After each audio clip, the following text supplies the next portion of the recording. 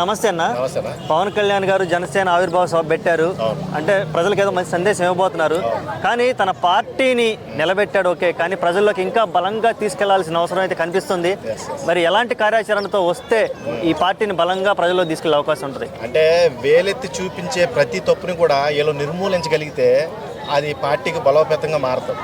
ప్రతి సమస్య పట్ల బాధ్యతగానే ఉన్నారు. ఇప్పటి వరకు ఎటువంటి రిమార్కు లేదు. పవన్ కళ్యాణ్ గారు పరిపాలన ఎలా ఉంది అంటే చిన్న మాటలో చెప్పాలంటే నేను మీకోసమే వచ్చాను, మీకు సేవ చేయడానికి, అంతే. దాంట్లో ఏదైనా తప్పిదాలుంటే వాళ్ళని ప్రశ్నిస్తాను. ఏ సిచ్యువేషన్లో ఉన్నా, మొన్న తిరుమలలో జరగని గిరిజన గ్రామాలకు వెళ్ళి పరామర్శించిన విధానం కానీ ప్రతి విషయం చూసుకోండి. ఆయన వచ్చిన కాడి నుంచి అక్కడ షిప్ సీజ్ చేసిన విషయం గురించి అవన్నీ కూడా జనాలకి ఎలా ఉందంటే ఒక మోటోలో తయారైంది. పవన్ కళ్యాణ్ అంటేనే ఒక యూత్ లీడర్. ఇప్పుడు యూత్కి ఆదర్శంగా నిలిచే వ్యక్తి అతను. ఈ రోజున ఆవిర్భావ సభలో పిఠాపురంలో ఆయన చెప్పదలుచుకున్న విషయాలు ఏమైనా ఉన్నాయి అంటే జనాలకి ఇంకా మేమేమన్నా చేయాలా అంటే మాకు తెలియకుండా ఏమైనా సమస్యలు ఉన్నాయా, వీటి పట్ల మనం ఎటువంటి కార్యకలాపాలని నిర్వర్తిస్తే ఈ సమస్యలన్నీ తొలగిపోతాయి, వీటి మీద మాట్లాడడానికి ఆయన సిద్ధంగా ఉన్నాడు. ఇప్పుడు జనాలలో ఆల్రెడీ ఒక మంచి లీడర్గా గుర్తింపు తెచ్చుకున్నాడు.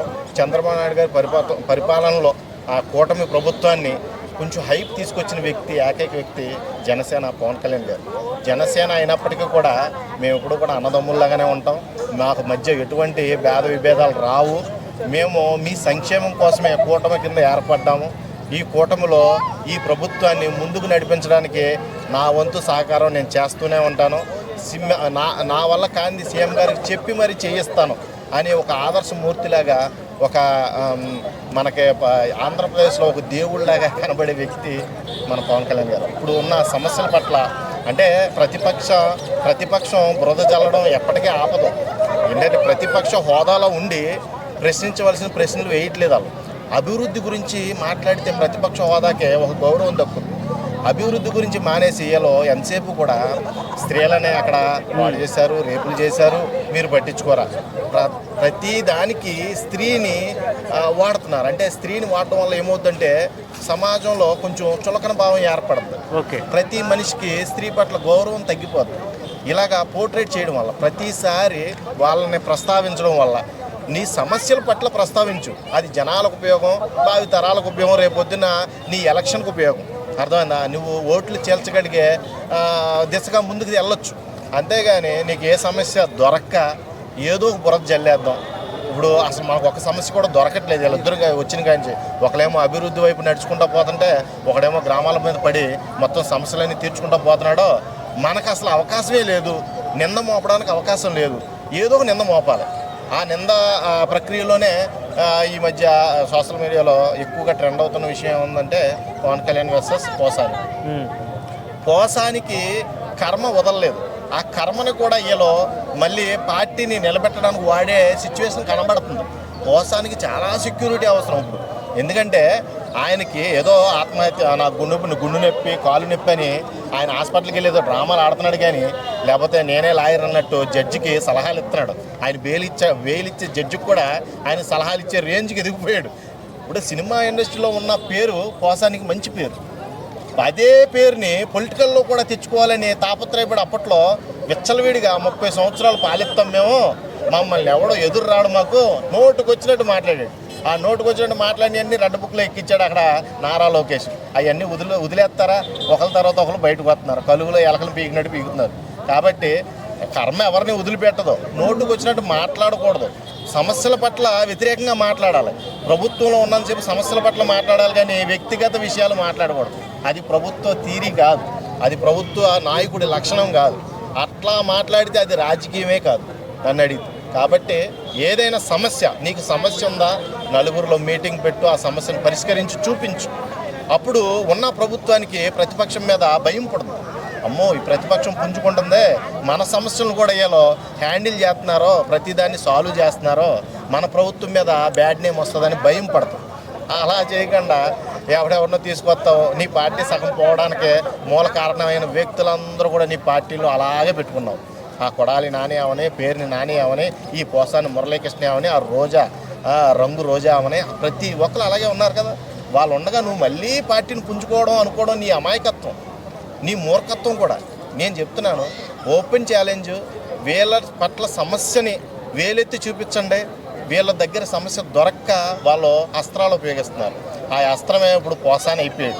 పోసానిని వాళ్ళ పార్టీ కార్యకర్త అయినప్పటికీ కూడా పోసానిని ప్లస్ చేసుకోవడానికి వాడడానికి ఎటువంటి సందేహం లేదు. వాళ్ళు ఖచ్చితంగా వాడే అవకాశం ఉంది. పోసాని ప్రాణాన్ని జాగ్రత్తగా కాపాడుకోవడం మంచిది. ఇప్పుడున్న ప్రభుత్వం, జనసేన ప్రభుత్వం కానీ కూటమి ప్రభుత్వం పోసానిని కాపాడాలి. ఎందుకంటే వాళ్ళకి ప్లస్ చేసుకుంటారు. బాబాయినే చంపి ప్లస్ చేసుకున్న వాడికి పోసాన్ని చంపి ప్లస్ చేసుకోవడం పెద్ద విచిత్రమేం కాదు.